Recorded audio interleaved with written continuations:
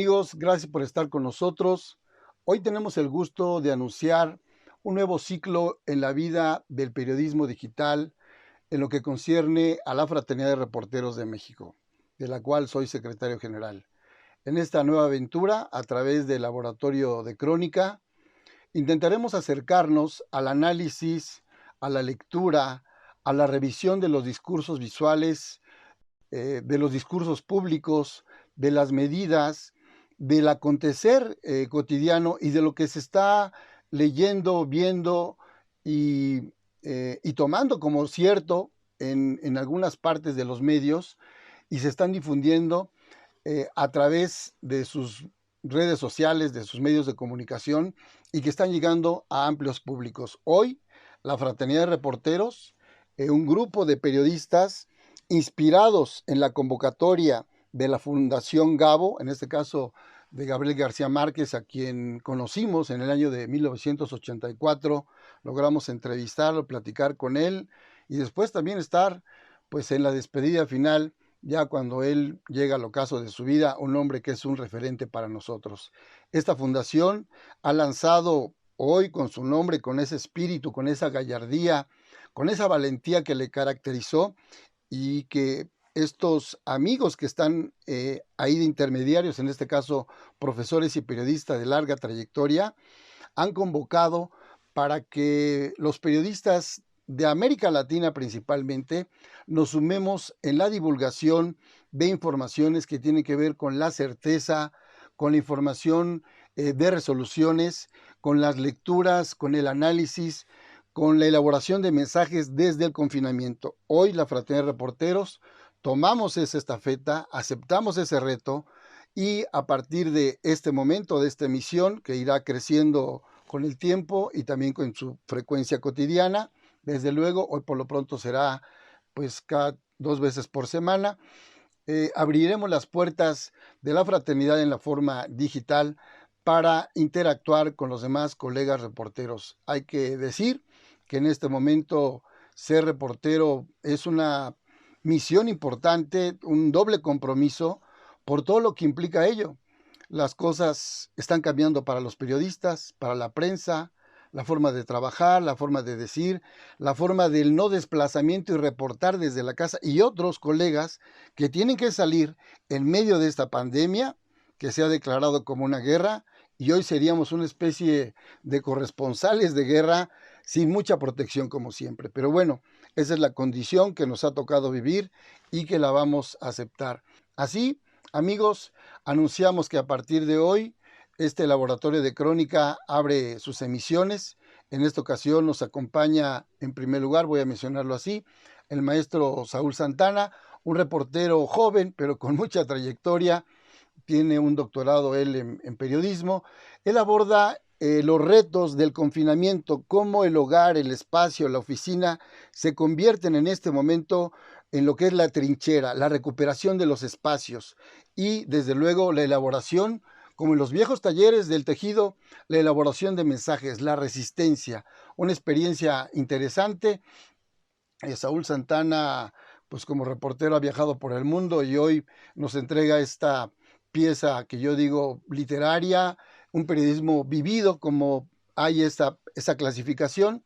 En otra parte tenemos a Salvador Briceño, un reportero especialista en temas económicos, un colega que opina sobre temas internacionales en varios medios de comunicación, nacionales y extranjeros.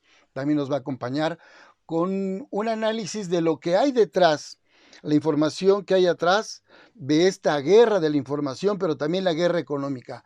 ¿Qué están haciendo las grandes potencias? ¿Cuál es su papel? ¿Y cómo estarían involucrados también en esa parte del periodismo prospectivo? Por otra parte, casi para finalizar, nuestra colega Nancy Hernández, que ella es profesora, nos habla de esta experiencia a distancia, lo que es la educación, en este caso digital, cerca de 24 millones en el país, aquí en México, los han enviado a sus casas, hasta el momento se ha prolongado hasta el mes de junio, quizá hasta el mes de agosto, no sabemos bien, según lo que vayan dictando las autoridades, pero por lo pronto cerca de 24 millones de educación básica están en sus casas, lo que convierte la educación en un reto, en una serie de elementos que no se tenían considerados tanto en infraestructura como en la enseñanza alterna, en este caso la participación directa de los papás. Muy bien, arrancamos aquí en Laboratorio de Crónica. Hola, ¿qué tal? Muy buenas tardes, miembros de la FREMAC. No es broma, nos reíamos de los tapabocas, ¿no? Y miren ahora cómo andamos. Pero bueno, como algunos creen que ponerse máscara de protección es algo poco serio periodísticamente, bueno, me presento con ustedes, mi nombre nos conocemos ya de hace rato, Saúl Santana Hernández, y quisiera opinar acerca, pues sí, todo ahorita la moda es COVID, todo es COVID-19. A mí me preocupa el futuro porque primero espero llegar a él, espero tener esa ventaja, esa suerte, que sí logre yo pasar junto con mis seres queridos la epidemia, la pandemia, y me preocupa el futuro porque siempre pensamos que acabando el mal llega el bien. Y no siempre. Llega el mal y luego se pone peor. O llega el mal y nos llegan nuevas condiciones de vida. Vámonos por puntos, algunos que yo quisiera considerar, sin invadir los territorios que han tocado otros compañeros. ¿Qué nos va a dejar la epidemia? ¿Qué nos va a dejar el coronavirus? En primer lugar, yo creo una consolidación absoluta del Internet. Los que lo sabían usar, qué bueno. Los que no, hemos tenido que ir aprendiendo poco a poco, ir mejorando nuestra relación con este ciberespacio. Pero ahorita todo, clases, relaciones sentimentales, pedir comida, todo es por Internet. Si no ha sido por Internet, yo no sé cómo hubiéramos pasado este encierro, esta literalmente cuarentena. Nos va a dejar una nueva relación que también va a tener que ver con los puntos económicos. ¿Quiénes van a tener el mejor Internet? Los que tengan el mejor dinero o más dinero. Y esto va a seguir aumentando las diferencias sociales. Si bien el COVID pegó en las élites, primero, las que viajaban, los que ya saben, ahora se generalizó y puede pegarle a cualquier gente de la población. ¿Qué otra cosa puede cambiar? Descubrir las casas. A partir del encierro que se nos ha obligado, bueno, no legalmente, sino circunstancialmente, hemos descubierto que nuestras casas son como lanchas salvavidas. Sí y solo sí tienen Internet.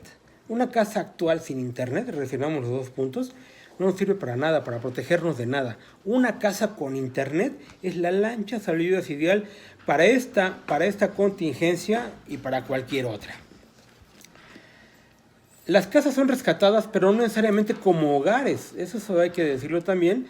No estamos en el hogar, estamos en la casa, en el último refugio, porque todos esperábamos vivir en nuestros trabajos o con nuestras parejas o en la calle o en el cine. Eran nuestras vidas callejeras y hoy estamos regresando a la casa. Ojalá sea el hogar. Una variación de esto es el regreso a la escuela. Los que la recuerdan tendrán en memoria la famosa telesecundaria que se veía en la tele en el Canal 4. Se acaba la telesecundaria y hoy tenemos la escuela internet o la ciberescuela. La SEP y otras dependencias y otras universidades públicas y privadas están remitiendo en absoluto a sus alumnos a tal hora, a determinado momento, a recibir las clases. Y esto va a llegar para quedarse igual que los otros puntos. Lo que sí también creo es que también va a llegar una nueva distancia cultural. Esto de no tocarnos, de no abrazarnos, de no besarnos, de ni siquiera saludarnos de mano, va a adquirir un aspecto social que recae mucho en el mexicano, que es la discriminación. Es el pretexto ideal para no tocar a quien no queremos. Y aquí tendremos que decidir si queremos seguir tocándonos con nuestros supuestos iguales o vamos a tener que separarnos de nuestros puestos a quien suponemos normalmente abajo. La distancia cultural que estamos adquiriendo a partir del coronavirus ya va a llegar también para quedarse. Y finalmente, otro punto que va a cambiar una vez que se ve el coronavirus es una nueva relación con el gobierno. Más allá de las elecciones democráticas o no, vamos a tener que ver a partir de resultados cómo nos vamos a llevar con la presidencia, con el gobernador, con el presidente municipal. Pero aquí hay un factor que sesga. Los que perdieron privilegios antes del pejismo, por llamarlo de algún modo, de esta nueva etapa, están muy enojados y esperan que el coronavirus sea el pretexto para recuperarlos. Y otros, pues que la verdad que ni privilegios teníamos, estamos esperando lo mejor, tanto de que se vaya el virus, como de que el gobierno haga lo que debe hacer. Para ustedes, un amigo, Saúl Santana Hernández. Mi nombre es Salvador González Briceño, estoy aquí, como podrán ver, frente a las instalaciones del Club de Periodistas de México, el Templo de la Libertad de Expresión. Hoy, para iniciar con ustedes una serie de reflexiones sobre el tema del coronavirus o COVID-19, como lo calificó la Organización Mundial de la Salud, y sus impactos a nivel internacional. Como bien podrán intuir o saber inclusive, por supuesto, el impacto del coronavirus a nivel mundial está trastocando las relaciones entre países, la presencia misma de muchas de las instituciones, entre ellas la propia Organización Mundial de la Salud, las Naciones Unidas, por supuesto, también. Pero es un fenómeno geopolítico que va a provocar y está generando grandes cambios desde el punto de vista económico, desde el punto de vista político y sobre todo y principalmente desde el punto de vista social. O no que los genere, sino que llegó como anillo al dedo, por lo menos a la economía estadounidense, porque está pasando por una situación de crisis profunda y el coronavirus, creado o no, llegó para justificar esa crisis. Desde el punto de vista político también, principalmente las relaciones a nivel internacional, está en juego el equilibrio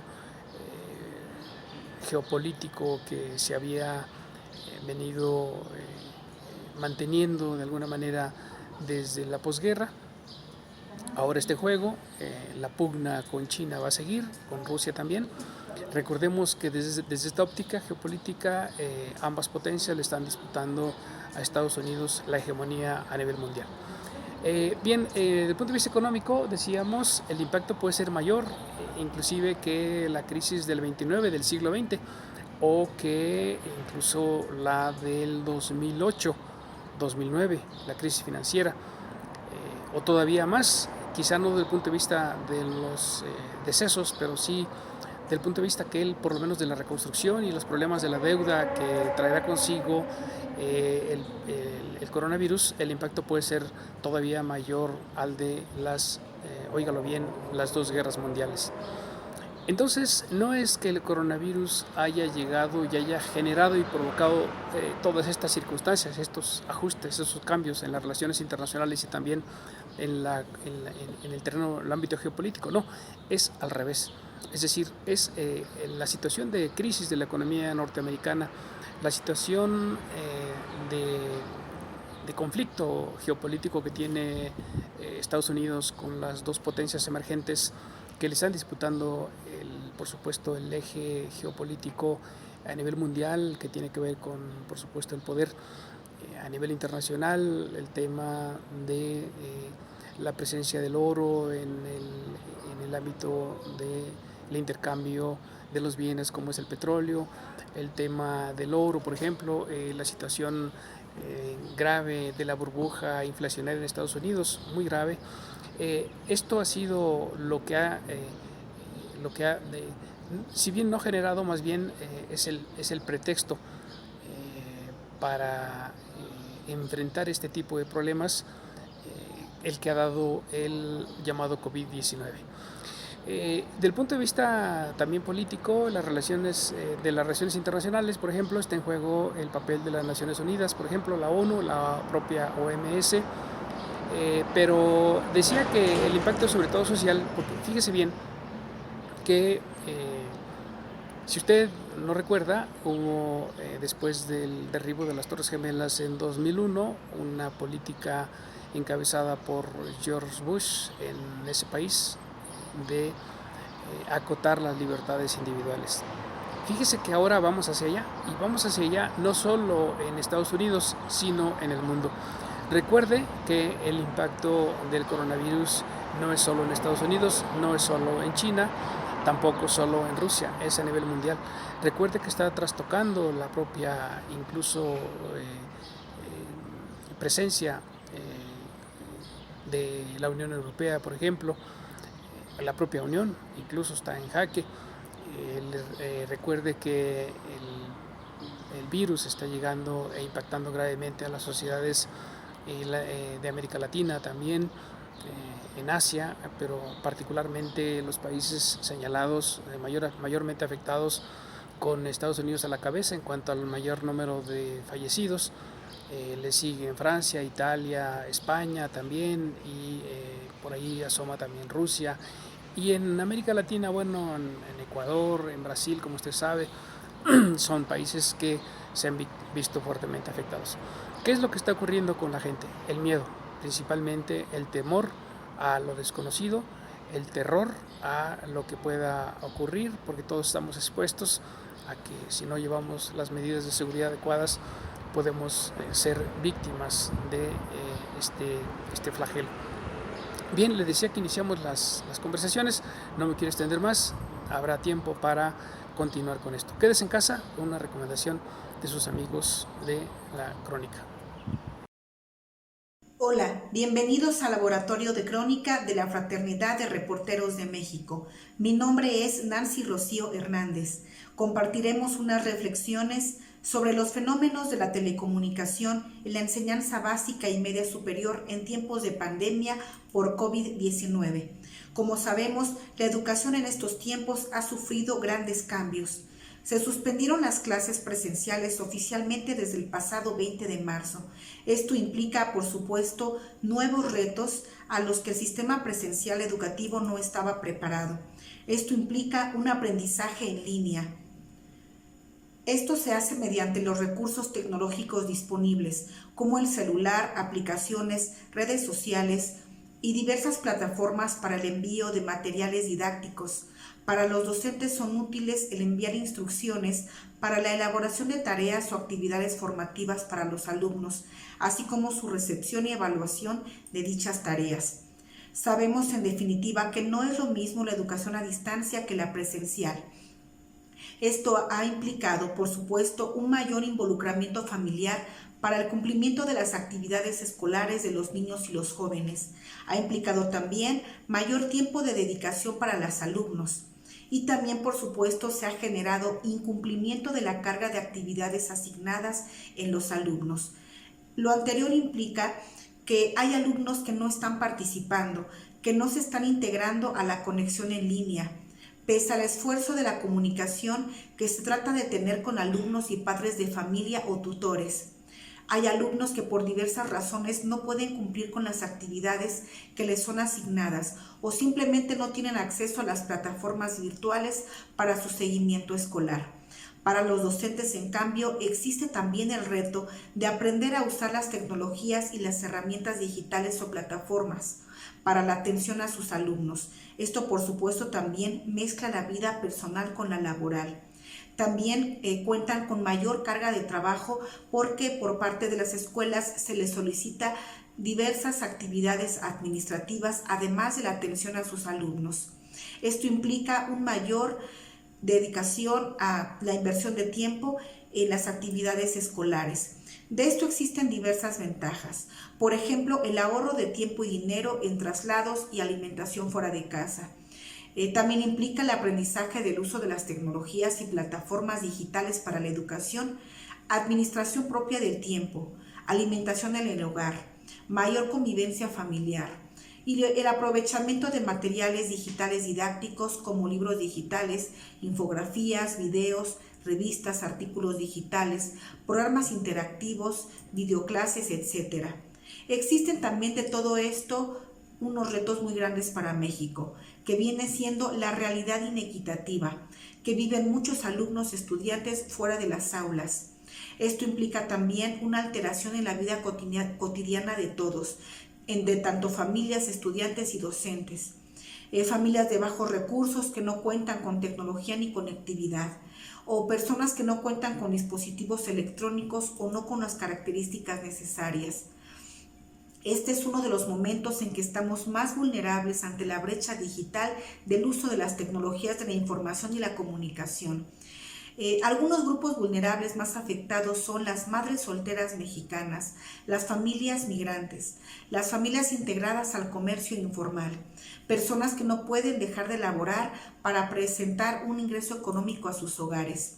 Según los datos de la Encuesta Nacional sobre Disponibilidad y Uso de Tecnologías de la Información en los Hogares de INEGI en 2018, el 65.8% de la población de 6 años o más en México es usuaria de Internet. 18.3 millones de hogares. De ellos, 52.9% del total nacional disponen de conexión a Internet. Y el 95.1% de los usuarios con estudios de nivel superior se conecta a la red. El 54.9% de los que tienen estudios de educación básica también tienen acceso a Internet. Aquí nos damos cuenta que educación básica y media superior tiene menor atención a Internet que a comparación del nivel superior. ¿Para qué utilizamos los mexicanos el Internet? Mayoritariamente para el entretenimiento, para comunicarnos y para obtener la información. Nos enfrentamos a varios retos, tales como la lentitud en la transferencia de la información en Internet, las interrupciones en el servicio, también vulnerabilidad de nuestras identidades y datos personales en el uso de las redes de comunicación. Existen muchos rumores de que se perderá el ciclo escolar. Sin embargo, escuelas, padres de familia, alumnos y docentes estamos haciendo un esfuerzo por llevar una continuidad en los planes y programas de estudio para que esto se pueda cumplir y no se pierda el ciclo escolar. Esto es un reto que todos estamos enfrentando. Tenemos diversas propuestas. Ante este escenario es mantener y estrechar la comunicación y lograr acuerdos entre padres de familia, alumnos, docentes, directivos y escuelas para lograr una mayor flexibilidad, para la integración de alumnos a las actividades escolares, conseguir que se cumpla con las tareas asignadas por los maestros, lograr rescatar alumnos que han estado ausentes de la conectividad a distancia y con esto, por supuesto, evitar la deserción escolar por motivo de retraso académico por la contingencia. Esto implica para todos fortalecernos en la adaptación a los nuevos cambios de este plan emergente de la escuela en línea. Esto también implica un pensamiento, una reflexión de que la tecnología implica una inversión familiar a beneficio tanto laboral como escolar, porque hoy y en un futuro las tecnologías serán utilizadas aún con mayor auge. Agradecemos mucho su atención. Estas han sido algunas reflexiones referentes a la educación en línea en estos tiempos de contingencia. Aquí en el Laboratorio de Crónica los invitamos a quedarse en casa, a cuidarse todos. Saludos, nos vemos pronto. ¿Qué tal? Saludos. Ya estamos a punto de concluir esta primera emisión del Laboratorio de Crónica, elaborada por integrantes de la Fraternidad de Reporteros de México, que somos una asociación con más de 2 décadas de existencia y con el simple objetivo de contribuir al mejoramiento del ejercicio del periodismo y desde luego el comportamiento ético que debemos resguardar los periodistas en todo momento. Sin ética sería difícil concebir el periodismo. Nosotros que tenemos ya, en mi caso, cerca de casi 30 años de periodista, no hemos caído en esa tentación del poder o del dinero. Pensamos que es una misión y que como tal debe de ser ejercida con transparencia, con equilibrio, con certeza, con confirmación, lejos de los chantajes que en ningún momento deben aceptarse. Hoy en estas semanas, en estos días, tenemos los periodistas un doble desafío. Por una parte, elaborar materiales, reportear desde nuestras casas o las oficinas quienes tengan que salir, porque hay medios donde no les exige, la condición es estar ahí y alguien tiene que estar de todos modos, como dicen, al frente del timón, y otros de manera satelital, reportear, realizar análisis, ediciones, como lo estamos intentando hacer nosotros a través de este espacio. Ya para concluir en mi participación, yo quisiera señalar que para nosotros es importante decirle a los periodistas, a los reporteros de nuestro país y también de América Latina, del resto de América Latina, que respeten las reglas del confinamiento, que si tienen que realizar un ejercicio forzosamente físico fuera de su hábitat, pues lo realicen con las precauciones debidas, con las autorizaciones debidas.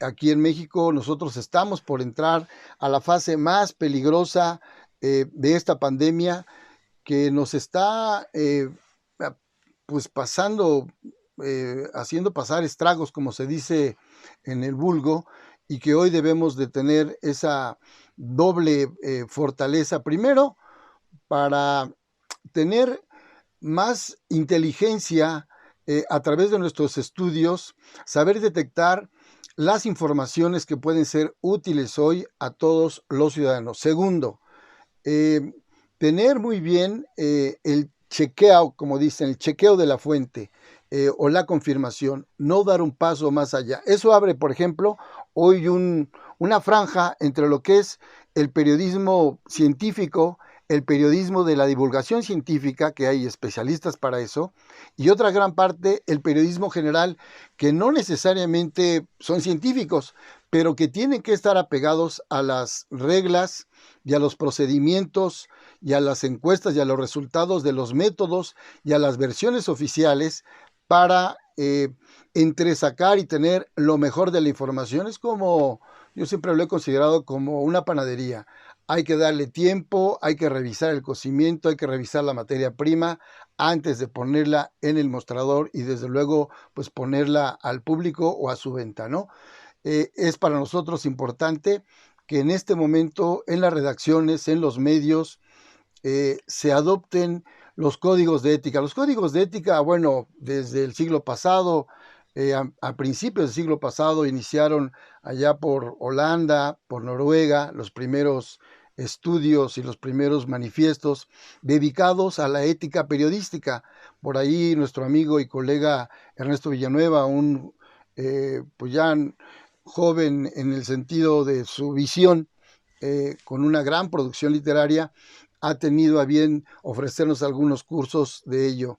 Otra parte, pues en las universidades y en los cursos que hemos tomado de periodismo de investigación, la ética como parte fundamental para el quehacer periodístico, que podría ser una especie de filtro para evitar la mala información por una parte y por otro, desde luego, precisar y no dejar entrar a todo aquella información que genere caos o contamine una información certera, oficial y que sea de utilidad.